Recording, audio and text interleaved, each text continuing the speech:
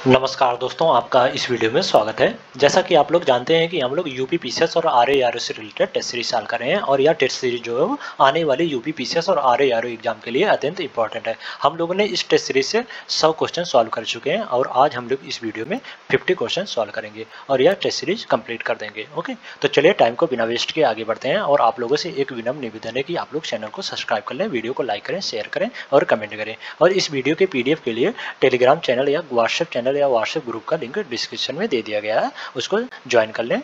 वहाँ इस वीडियो का पीडीएफ प्रोवाइड करा दिया जाएगा। ओके, तो चलिए स्टार्ट करते हैं।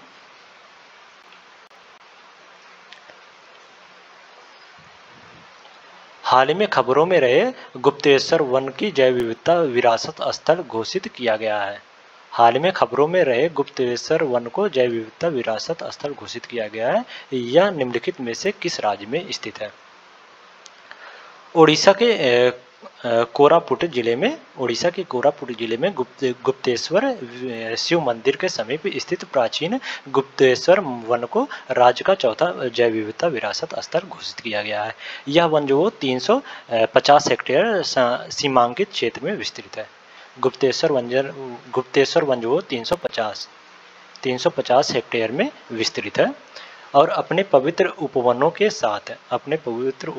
साथ अत्यधिक सांस्कृतिक महत्व रखता है, जिन्हें स्थानीय समुदाय द्वारा पारंपरिक रूप से पूजनीय माना जाता है। तो इसका जो ऑप्शन ए है वो सही हो जाएगा। गुप्तेश्वर वन जो उड़ीसा राज्य में स्थित है, तो इसमें ए द राइट आंसर हो जाएगा। नेक्स्ट क्वेश्चन है, हाल ही में किस राज्य में जादुई उपचार पर प्रतिबंध लगाने के लिए विधेयक पारित किया है? असम राज्य ने राज्य में जादुई उपचार पर प्रतिबंध लगाने के लिए विधेयक पारित किया गया 2024, तो इसमें बी द राइट आंसर हो जाएगा। नेक्स्ट क्वेश्चन है, हाल ही में किस राज्य ने वन मित्र योजना शुरू की है? वन मित्र योजना जो है वो हरियाणा के मुख्यमंत्री मनोहर लाल खट्टर ने गैर वन क्षेत्रों में वृक्षारोपण गतिविधियों में सामुदायिक भागीदारी को प्रोत्साहन करने के लिए वन मित्र योजना और उनके पोर्टल का शुभारंभ किया है। 1.8 लाख रुपए से कम वार्षिक आय वाले परिवार के सदस्य जो है वन मित्र बनने के लिए पंजीकरण कर सकते हैं। तो इसका जो ऑप्शन सी है वो सही हो जाएगा इसमें। नेक्स्ट क्वेश्चन है, हाल ही में प्रधानमंत्री नरेंद्र मोदी ने हरियाणा के अखिल आयुर्विज्ञान संस्था एम्स की आधारशिला कहाँ रखी है? हाल ही में प्रधानमंत्री नरेंद्र मोदी ने हरियाणा के राज्यपाल की उपस्थिति में रेवाड़ी में अखिल भारतीय आयुर्विज्ञान संस्था एम्स की आधारशिला रखी है। समारोह के दौरान प्रधानमंत्री ने विकसित भारत के विजन पर प्रकाश डाला और वर्ष 2047 तक देश को उस विजन की ओर ले जाने में स्वास्थ्य क्षेत्र में महत्व को रेखांकित किया है। तो इसका जो ऑप्शन ही है वो सही हो जाएगा। हरियाणा के रेवाड़ी में एम्स की आधारशिला जो प्रधानमंत्री मोदी ने रखी है हाल ही में, तो इसमें ए द राइट आंसर हो जाएगा। नेक्स्ट क्वेश्चन है, हाल ही में कौन सा क्रिकेटर 500 टेस्ट विकेट लेने वाला सबसे तेज खिलाड़ी बन गया है? अनुभवी स्पिनर आर अश्विन जो है टेस्ट क्रिकेट में सबसे तेज 500 विकेट लेने वाले भारतीय गेंदबाज बन गए हैं, क्योंकि उन्होंने इस उपलब्धि पर पहुंचने के लिए कुल 98 टेस्ट मैच खेले थे और वो 500 विकेट ले लिए हैं। टेस्ट में 98 टेस्ट मैच खेले और 500 विकेट ले लिए हैं और वे भारत के भारतीय गेंदबाज बन गए, सबसे ज़्यादा रन लेने वाले सबसे ज़्यादा विकेट लेने वाले टेस्ट में पहले भारतीय बन गए हैं। तो इसमें डी द राइट आंसर हो जाएगा। नेक्स्ट क्वेश्चन है, हाल ही में निम्नलिखित में से कौन समलैंगिक विवाह को वैध बनाने वाला पहला रूढ़िवादी ईसाई देश बन गया है? ग्रीस जो प्रभावशाली सामाजिक रूप से रूढ़िवादी ग्रीक चर्च के विरोध के बावजूद समलैंगिक नागरिक विवाह को वैध बनाने वाला पहला रूढ़िवादी ईसाई देश बन गया है। तो इसका जो ऑप्शन बी है वो सही हो जाएगा इसमें। नेक्स्ट क्वेश्चन है, विश्व का पहला लकड़ी का उपग्रह निम्नलिखित में से किन दो देशों के द्वारा प्रक्षेपित किया जाना है? जापान और अमेरिका इस गर्मी में दुनिया के पहले लकड़ी के उपग्रह लिग्नोसैट को परीक्षण के लिए अंतरिक्ष में प्रक्षेपित करने की योजना बना रहे हैं। तो इसका जो ऑप्शन बी है वो सही हो जाएगा। यूएसए और जापान जो है वो विश्व का पहला लकड़ी का उपग्रह प्रक्षेपित करने की योजना बना रहे हैं। तो इसमें बी द राइट आंसर हो जाएगा। नेक्स्ट क्वेश्चन है, वन्यजीवों की प्रवासी प्रजातियों के संरक्षण पर कन्वेंशन के लिए पार्टियों के सम्मेलन की 14वीं बैठक कहाँ आयोजित की गई थी? वन्यजीवों की प्रवासी प्रजातियों के संरक्षण पर कन्वेंशन के लिए पार्टियों के सम्मेलन की 14वीं बैठक जो वो समरकंद उज्बेकिस्तान में संपन्न हुई है। तो इसका जो ऑप्शन सी है वो सही हो जाएगा। नेक्स्ट क्वेश्चन है, हेनले पासपोर्ट इंडेक्स 2024 में भारत का रैंकिंग क्या है? हेनले पासपोर्ट इंडेक्स में भारत का रैंकिंग जो है वो 85वां है। तो इस बार इसमें सी द राइट आंसर हो जाएगा। 2023 में हेनले पासपोर्ट इंडेक्स में भारत की रैंकिंग जो 84वां स्थान था। अब एक पावदान खिसक कर 50वें स्थान पर हो गया है। तो इसमें सीधा राइट आंसर हो जाएगा। नेक्स्ट क्वेश्चन है, हाल ही में निम्नलिखित में से कौन सा देश अंतर्राष्ट्रीय सौर संगठन का 119वां देश सदस्य बना है? हाल ही में माल्टा जो अंतर्राष्ट्रीय सौर संगठन का 119वां सदस्य बना है, जिसे भारत और फ्रांस की पहल पर बनाया गया था। तो इसका जो ऑप्शन डी है वो सही हो जाएगा। नेक्स्ट क्वेश्चन है, हंटर शिक्षा आयोग द्वारा माध्यमिक शिक्षा के लिए अनुशासित 2 विभाग कौन से थे? हंटर आयोग का गठन जो है वो डब्ल्यू हंटर की अध्यक्षता में हंटर शिक्षा आयोग की स्थापना की गई और इसकी स्थापना जो 1882 से 83 के मध्य में किया गया हंटर शिक्षा आयोग का गठन। ओके, और अनुवांशिक माध्यमिक शिक्षा के लिए अनुवांशिक 2 विभाग जो थे वो साहित्यिक और व्यावसायिक प्रभाग थे। तो इसका जो ऑप्शन ए है वो सही हो जाएगा। नेक्स्ट क्वेश्चन है, भारत के किस गवर्नर जनरल के अधीन रैले आयोग की गठन किया गया था? रैले आयोग की स्थापना जो वर्ष 1902 में की गई थी। इसकी स्थापना जो वो गवर्नर जनरल और वायसराय लॉर्ड कर्जन की कार्यकाल में हुआ था। लॉर्ड कर्जन का कार्यकाल जो है वो 1899 से 1905 तक था, लॉर्ड कर्जन का कार्यकाल। और रैले आयोग का गठन जो है वो 1902 में किया गया था, 1902 में। तो इस प्रकार इसमें बी द राइट आंसर हो जाएगा। नेक्स्ट क्वेश्चन है,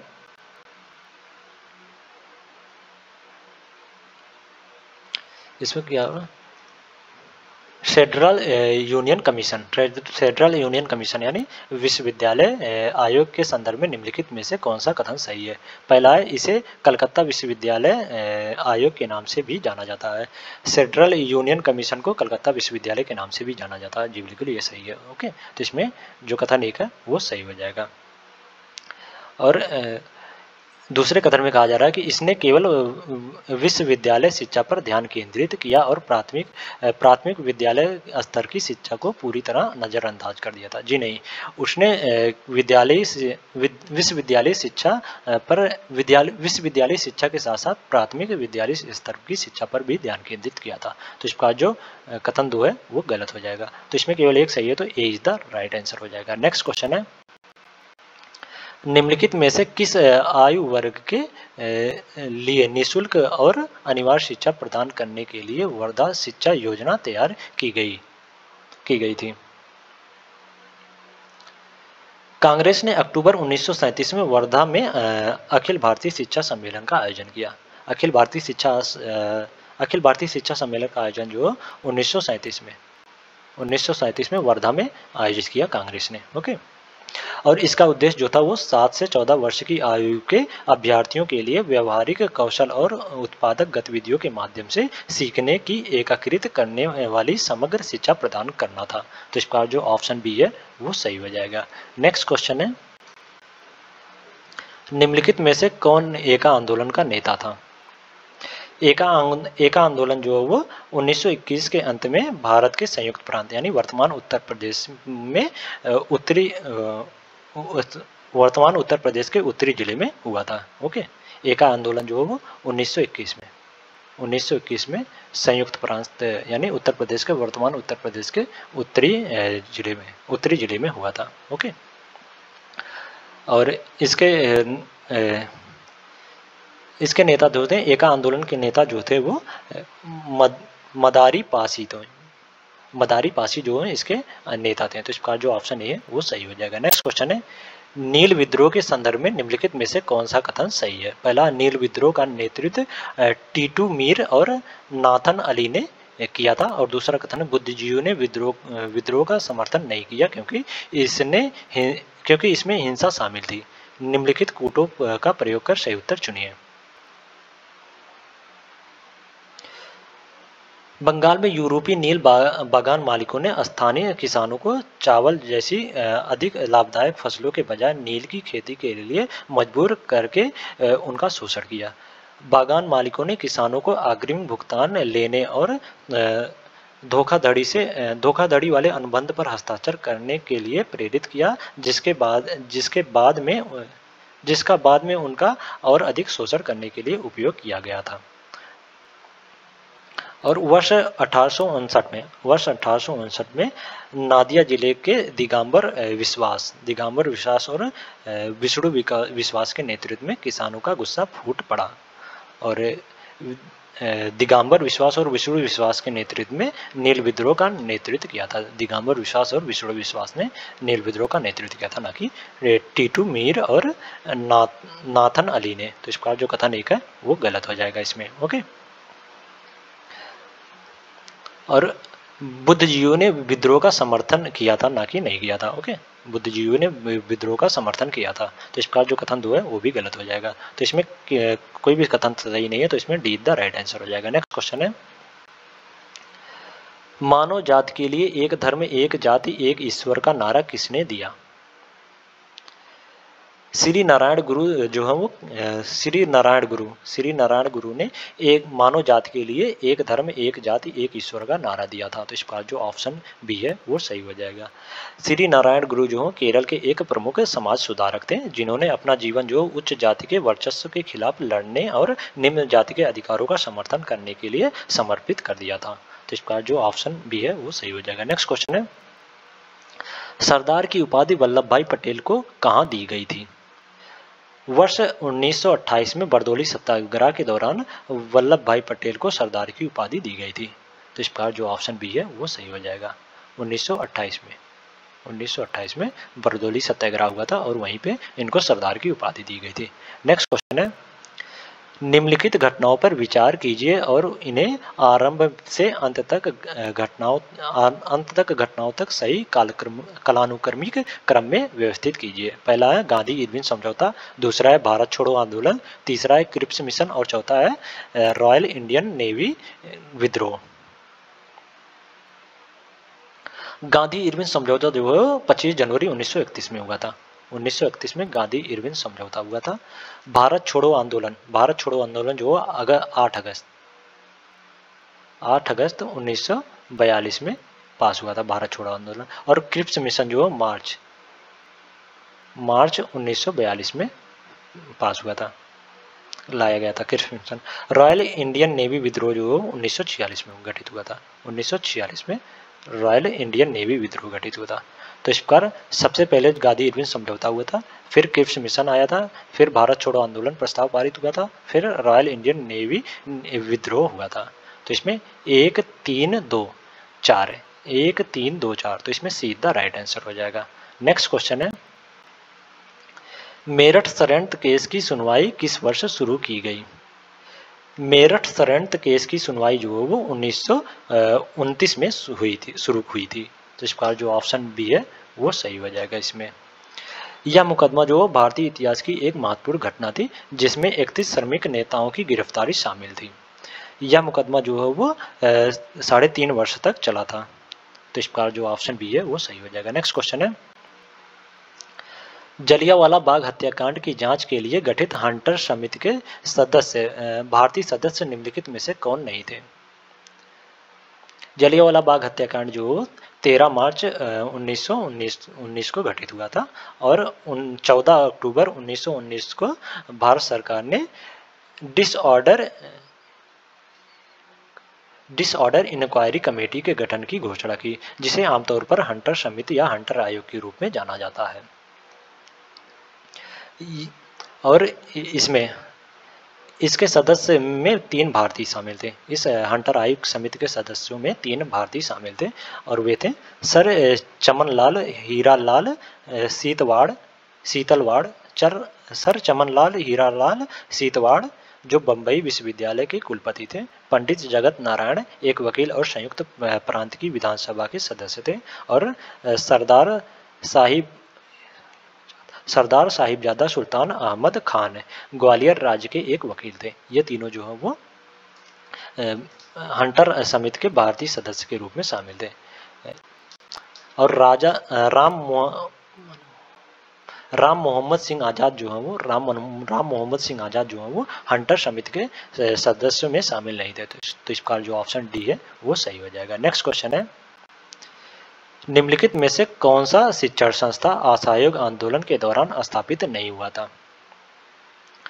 असहयोग आंदोलन के दौरान जो है वो अलीगढ़ मुस्लिम विश्वविद्यालय जो स्थापित नहीं हुआ था। तो इसमें ए द राइट आंसर हो जाएगा। नेक्स्ट क्वेश्चन है, ब्रिटिश पंजाब में यूनियनिस्ट पार्टी के संस्थापक कौन थे? वर्ष 1923 में रोहतक जिले के सर छोटू राम ने सर फजल ए हुसैन की सहायता से ब्रिटिश पंजाब में यूनियनिस्ट पार्टी की स्थापना की थी। यूनियनिस्ट पार्टी की स्थापना जो है वो 1923 में सर छोटू राम ने की थी सर फजल ए हुसैन की सहायता से। तो इसमें बी द राइट आंसर हो जाएगा। नेक्स्ट क्वेश्चन है, निम्नलिखित में से कौन सा आयोग भारत सरकार अधिनियम 1919 के द्वैध शासन प्रावधान के कामकाज की जांच करने के लिए स्थापित किया गया था? वर्ष 1924 की शुरुआत में भारत सरकार ने भारतीय अधिनियम 1919 के तहत वर्ष 1921 में स्थापित संविधान के कामकाज की जांच के लिए एक मूडीमैन समिति की नियुक्ति की। 1924 में मूडीमैन समिति की नियुक्ति की थी। तो इस प्रकार इसमें सीधा राइट आंसर हो जाएगा।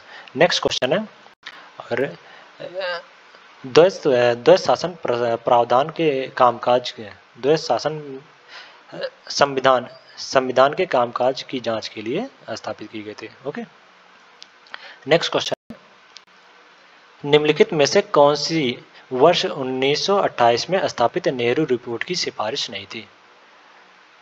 धर्म का राज्य संरक्षण जो है वो वर्ष 1928 में स्थापित नेहरू रिपोर्ट की सिफारिश में शामिल नहीं था। तो इस प्रकार इसमें डी द राइट आंसर हो जाएगा। नेक्स्ट क्वेश्चन है, वाडिंगल के वायसराय काल में निम्नलिखित में से कौन सी महत्वपूर्ण घटनाएं घटित हुई?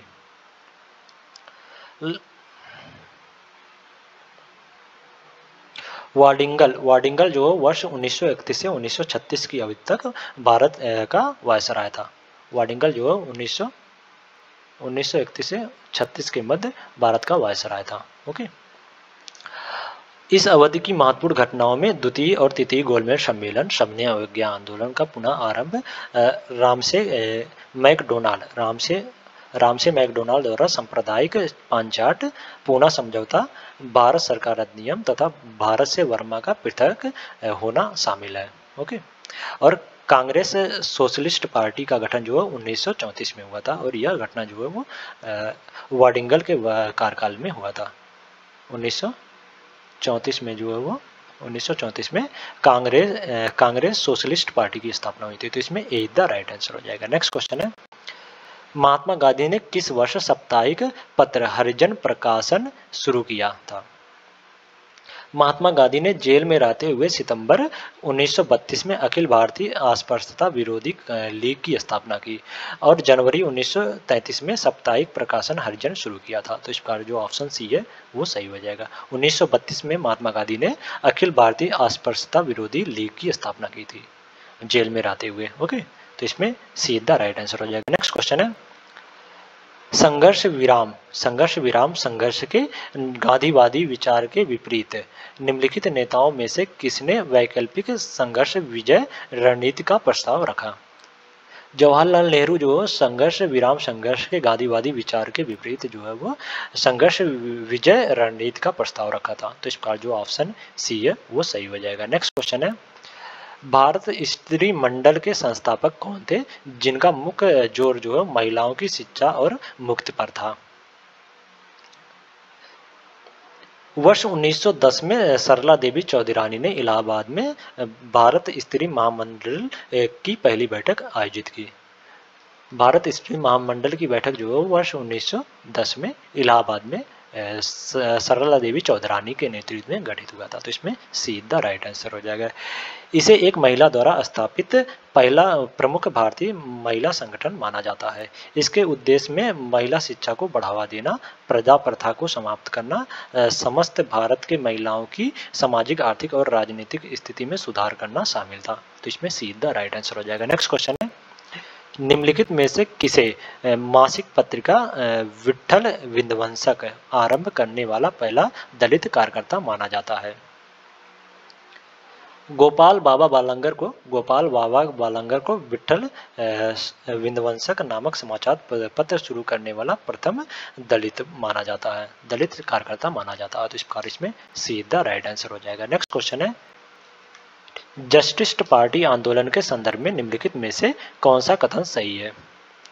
पहला है, यह आंदोलन गैर ब्राह्मण नेताओं द्वारा सरकारी सेवाओं में ब्राह्मणवादी वर्चस्व के विरोध में शुरू किया गया था। और दूसरा कथन है, इस आंदोलन का प्रभाव क्षेत्र मुख्य रूप से उत्तर भारतीय राज्य में था। नीचे दिए गए कूट का प्रयोग कर सही उत्तर चुनिए।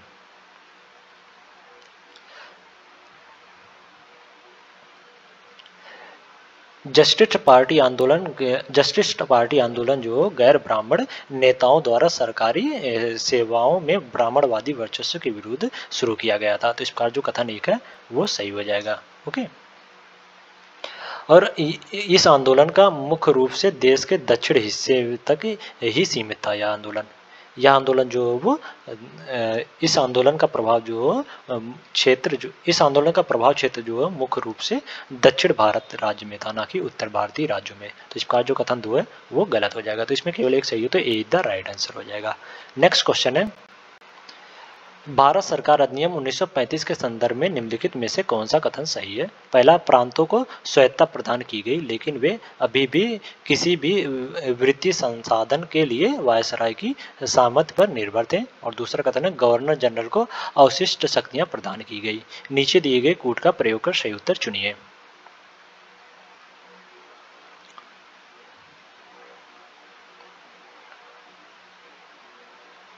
प्रांतों को राज्य सचिव और गवर्नर जनरल की निगरानी से मुक्त कर दिया गया तथा उन्हें स्वतंत्र वित्तीय शक्ति व संसाधन दिए गए, जिससे प्रांतीय सरकारों को अपनी सुरक्षा पर पैसे उधार लेने की अनुमति मिली।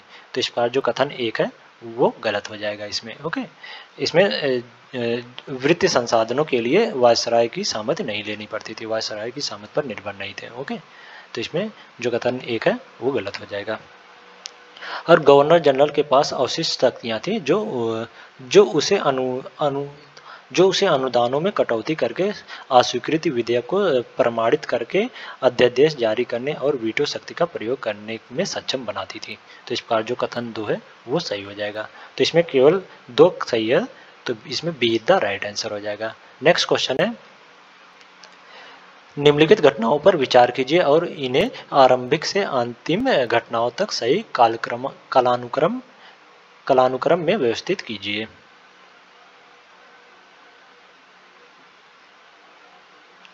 पहला है अगस्त प्रस्ताव, दूसरा है सीआर योजना, तीसरा है वेलवे योजना और चौथा है व्यक्तिगत सत्याग्रह। अगस्त प्रस्ताव जो है वो अगस्त 1940 में लाया गया था। 1940 में अगस्त प्रस्ताव लाया गया था। ओके, और व्यक्तिगत सत्याग्रह जो है वर्ष 1940 के अंत में यानी दिसंबर में लाया गया था। दिसंबर में 1940 के अंत में व्यक्तिगत सत्याग्रह शुरू किया गया था। व्यक्तिगत सत्याग्रह जो है वो 1940 के अंत में कांग्रेस ने एक बार फिर महात्मा गांधी के नेतृत्व संभालने का आग्रह किया था। उन्होंने प्रत्येक इलाके में कुछ चुनिंदा व्यक्ति को शामिल करते हुए व्यक्तिगत आधार पर एक समिति सत्याग्रह शुरू करने का निर्णय लिया था। इस व्यक्तिगत सत्याग्रह के लक्ष्य जो थे वो युद्ध में जनता की उदासीनता तथा उनके विचार को व्यक्त करने का नाजीवाद और भारत पर शासन करने के दोहरी निरंकुशता के बीच कोई अंतर नहीं था। सरकार को कांग्रेस की मांग को शांतिपूर्वक स्वीकार करने का एक और अवसर प्रदान करना था। सीआर योजना जो वर्ष 1944 में लाया गया था, सीआर योजना वर्ष 1944 में लाया गया था। और रेलवे योजना जो जून 1945 में रेलवे योजना जून 1945 में। तो इस प्रकार सबसे पहले अगस्त प्रस्ताव आया था, फिर व्यक्तिगत सत्याग्रह, फिर सीआर योजना आया था, फिर उसके बाद रेलवे योजना। तो इसमें 1 4 2 3 तो इसमें सीधा राइट आंसर हो जाएगा। नेक्स्ट क्वेश्चन है, वर्ष 1920 में अवध किसान सभा का गठन निम्नलिखित में से किस नेता द्वारा किया गया था? अवध किसान सभा की स्थापना जो वो 17 अक्टूबर 1920 को उत्तर प्रदेश के प्रतापगढ़ जिले के रूर गांव में बाबा रामचंद्र ने झिंगुरी सिंह जैसे अन्य किसान नेताओं की सहायता से किसान के कल्याण के लिए की थी। तो इस प्रकार जो ऑप्शन बी है वो सही हो जाएगा। बाबा रामचंद्र ने अवध किसान सभा की गठन जो है 17 अक्टूबर 1920 में किया था। नेक्स्ट क्वेश्चन है, निम्नलिखित नेताओं में से किसने ओडिशा में नमक सत्याग्रह का नेतृत्व किया था? नमक सत्याग्रह का नेतृत्व जो है ओडिशा में गोपबंधु चौधरी ने किया था। तो इस प्रकार इसमें बी द राइट आंसर हो जाएगा। नेक्स्ट क्वेश्चन है, निम्नलिखित में से किस समाज सुधारक ने ज्योतिबा फूले को महात्मा की उपाधि प्रदान की? महाराष्ट्र के सतारा में जन्मे ज्योतिबा फूले माली समुदाय से थे। उन्होंने उच्च जाति के वर्चस्व और ब्राह्मणवादी वर्चस्व के खिलाफ एक महत्वपूर्ण आंदोलन का नेतृत्व किया था। वर्ष 1987 में फूले ने प्रमुख रूप से माली, तेली, कुबरिन, सीरिया और धनगर जैसे पिछड़े जातियों के नेतृत्व में सत्यशोधक समाज की स्थापना की थी। फूले की रचना सत्यशोधक समाज की स्थापना की थी और इन्हें महात्मा की उपाधि जो वो महात्मा की उपाधि जो विठुल राव कृष्णजी वांडेकर ने दिया था। तो इस प्रकार जो ऑप्शन सी है वो सही हो जाएगा। नेक्स्ट क्वेश्चन है, सूची 1 को सूची 2 से सुमेलित कीजिए और नीचे दिए गए कूट का प्रयोग कर सही उत्तर चुनिए। सूची 1 में समाचार पत्र या पत्रिका और सूची 2 में संपादक या संपादक। कॉमनवेल्थ समाचार पत्र के संपादक जो थे वो एनी बेसेंट थी। तो इस प्रकार ए का 2 से सुमेलित हो जाएगा। संध्या समाचार पत्र के संस्थापक जो थे ब्रह्म बांधव उपाध्याय थे। तो इस प्रकार बी का 4 से सुमेलित हो जाएगा। कामरेड समाचार पत्र के संस्थापक जो थे वो मोहम्मद अली थे। तो सी का 3 से सुमेलित हो जाएगा। और सोम प्रकाश के संपादक जो थे वो द्वारिकानाथ विद्याभूषण थे। तो इस प्रकार डी का 1 से सुमेलित हो जाएगा। सोम प्रकाश प्रथम बंगाली राजनीतिक पत्र भी था सोम प्रकाश। तो इसमें 2 4 3 1 तो इसमें सीधा राइट आंसर हो जाएगा। नेक्स्ट क्वेश्चन है, वाइकोम सत्याग्रह के संदर्भ में निम्नलिखित में से कौन सा कथन सही है? पहला है, यह तमिलनाडु राज्य में शुरू हुआ अस्पृश्यता और जातिगत भेदभाव के खिलाफ आंदोलन था। और दूसरा कथन है कि कलेप्पन को वाइकोम सत्याग्रह आंदोलन का अग्रदूत माना जाता है। नीचे दिए गए कूट का प्रयोग कर सही उत्तर चुनिए। कि कलेप्पन को वाइकोम सत्याग्रह आंदोलन का अग्रदूत माना जाता है। तो इस प्रकार जो कथन 2 है वो सही है। ओके और यह आंदोलन जो वो त्रावणकोर की रियासत में एक सामंती सैन्यवादी और कठोर शासन प्रणाली थी, जिसमें कुछ सबसे कठोर व दमनकारी सामाजिक मानदंड तथा रीति रिवाज थे। तो इस प्रकार जो कथन 1 है वो गलत हो जाएगा। ओके यह त्रावणकोर में शुरू किया गया था। ओके कठोर या दमनकारी सामाजिक मानदंड तथा रीति रिवाज इसमें शामिल थे, ना कि अस्पृश्यता और जातिगत भेदभाव के खिलाफ यह आंदोलन शुरू किया गया था। तो इसमें केवल 2 सही है, तो बी द राइट आंसर हो जाएगा। नेक्स्ट क्वेश्चन है, कांग्रेस स्वराज पार्टी, कांग्रेस स्वराजवादी पार्टी के संदर्भ में निम्नलिखित में से कौन सा कथन सही है? पहला है स्वराजवादियों में प्रतिक्रियावादियों ने परिषदों से हटने और कई सरकारी पद न लेने का। पहला कथन है स्वराजवादियों में प्रतिक्रियावादियों ने परिषदों से हटने और कोई सरकारी पद न लेने का समर्थन किया, और दूसरा कथन है गैर प्रतिक्रियावादियों ने सरकार के साथ सहयोग करने और जहां तक संभव हो पद पर बने रहने का समर्थन किया। नीचे दिए गए कूट का प्रयोग कर सही उत्तर चुनिए। वर्ष 1923 में सीआर दास और मोतीलाल नेहरू ने क्रमशः कांग्रेस के अध्यक्ष और सचिव के रूप में अपने पद से इस्तीफा दे दिया और कांग्रेस खिलाफत स्वराज पार्टी के गठन की घोषणा की, जिसे स्वराजवादी पार्टी के रूप में भी जाना जाता है। सीआर दास अध्यक्ष बने और मोतीलाल जो सचिव में से एक के रूप में कार्य किया।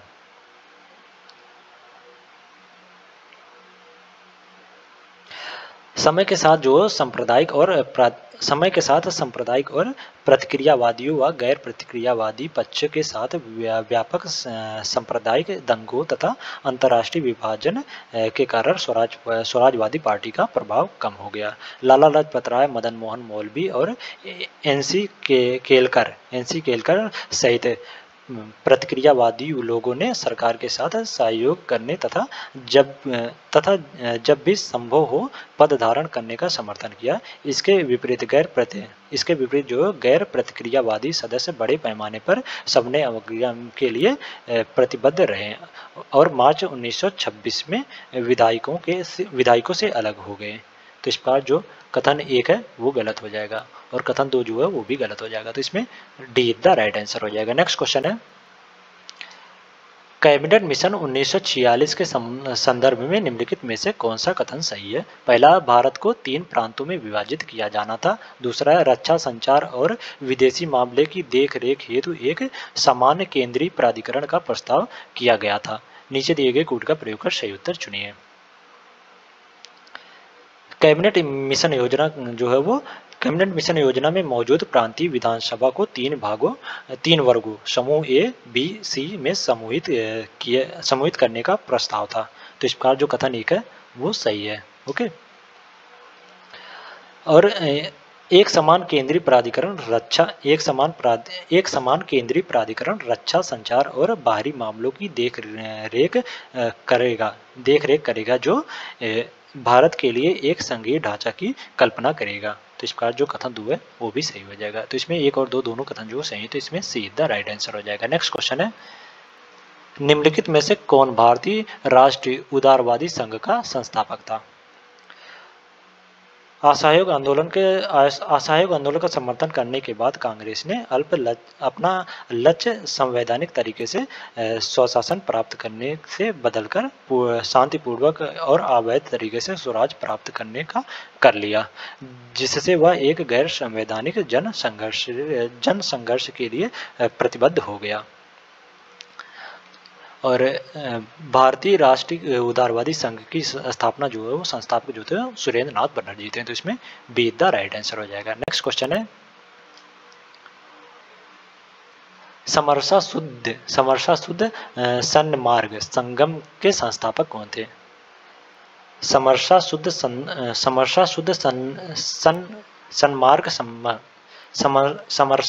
सन्मार्ग संगम के संस्थापक जो थे वो संत रामलिंग थे।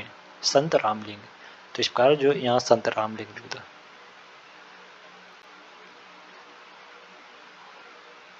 संत रामलिंग, ये बी ऑप्शन है। तो इसमें बी द राइट आंसर हो जाएगा। नेक्स्ट क्वेश्चन है, सुरक्षा वाल्व सिद्धांत निम्नलिखित में से किस संगठन से संबंधित है? सुरक्षा वाल्व सिद्धांत जो भारतीय राष्ट्रीय कांग्रेस से संबंधित है। तो इस प्रकार जो ऑप्शन ए है वो सही हो जाएगा। नेक्स्ट क्वेश्चन है, 1857 के विद्रोह पर आधारित प्रसिद्ध तस्वीर रिलीफ ऑफ लखनऊ जिसमें चित्रकार ने हेनरी हैवलॉक कालिन कैंपबेल और जेम्स आउटटर्म जैसे ब्रिटिश न्यायिकों का गुणगान किया, जिन्होंने अंग्रेजों को बचाया और विद्रोहियों का दमन किया। इसे चित्रित किया गया था। रिलीफ ऑफ लखनऊ टाइम्स जोन्सबर्ग द्वारा वर्ष 1859 में चित्रित किया गया था। टाइम्स जोन्सबर्ग द्वारा 1859 में चित्रित किया गया था। तो इसमें ए द राइट आंसर हो जाएगा। नेक्स्ट क्वेश्चन है, निम्नलिखित में से किसने वर्ष 1928 में आयोजित अखिल बंगाल छात्र सम्मेलन की अध्यक्षता की थी? भारतीय स्वतंत्रता संग्राम के इतिहास में उपमहाद्वीप भर में छात्र ने महत्वपूर्ण और सक्रिय भूमिका निभाई और पंडित जवाहरलाल नेहरू ने वर्ष 1928 में आयोजित अखिल बंगाल छात्र सम्मेलन की अध्यक्षता की थी। तो इस बार इसमें जो ऑप्शन सी है वो सही हो जाएगा। नेक्स्ट क्वेश्चन है, खान अब्दुल गफ्फार खान के संदर्भ में निम्नलिखित संदर्भ में कौन सा कथन सही है? पहला, उन्हें बादशाह खान के नाम से भी जाना जाता था, और दूसरा कथन है उन्होंने वर्ष 1929 में खुदाई खिदमतगार भगवान के सेवक आंदोलन का नेतृत्व किया। नीचे दिए गए कूट का प्रयोग कर सही उत्तर चुनिए। वर्ष 1929 में खान अब्दुल गफ्फार खान जिन्हें फ्रंटियर गांधी, बादशाह खान या बच्चा खान या फाक ए अफगान के नाम से जाना जाता था। तो इसका जो ऑप्शन ए है, कथन एक है, वो सही है। ओके, और उन्होंने 1929 में खुदाई खिदमतगार आंदोलन का नेतृत्व किया था। तो इसका जो कथन दो है वो भी सही हो जाएगा। तो इसमें एक और दो दोनों कथन जो सही है, तो इसमें ए इज द राइट आंसर हो जाएगा। नेक्स्ट क्वेश्चन है, भारत के कम्युनिस्ट सरकार के संदर्भ में निम्नलिखित में से कौन सा कथन सही है? पहला, केरल में वर्ष 1957 में भारत की पहली लोकतांत्रिक रूप से चुनी हुई कम्युनिस्ट सरकार ने सत्ता ग्रहण की। और दूसरा कथन है कम्युनिस्ट पार्टी ऑफ इंडिया का गठन जो है वो 1919 में चेन्नई में हुआ था। वर्ष 1957 में केरल में वर्ष 1957 में भारत की पहले लोकतांत्रिक रूप से चुनी हुई कम्युनिस्ट सरकार ने सत्ता ग्रहण की थी। तो इस प्रकार जो कथन एक है वो सही हो जाएगा इसमें। ओके, और कम्युनिस्ट पार्टी ऑफ इंडिया को भारत की सबसे पुरानी कम्युनिस्ट पार्टी होने का गौरव प्राप्त है। इसकी स्थापना जो वर्ष 1925 में आधुनिक कानपुर में हुई थी। वर्ष 1925 में आधुनिक कानपुर में, ना कि वर्ष 1919 में चेन्नई में। तो इस प्रकार जो कथन दो है वो गलत है। ओके, तो इसमें केवल एक सही है, तो ए इज द राइट आंसर हो जाएगा इसमें। नेक्स्ट क्वेश्चन है, सूची 1 को सूची 2 से सुमेलित कीजिए और सूचियों के नीचे दिए गए कूट का प्रयोग कर सही उत्तर चुनिए। सूची 1 में Gita Rahasya, India wins freedom, unhappy India, the man who divided India. सूची 2 में अब्दुल कलाम आज़ाद, रफीक जाकरिया, और तीसरा है बाल गंगाधर तिलक, लाला लाजपत राय।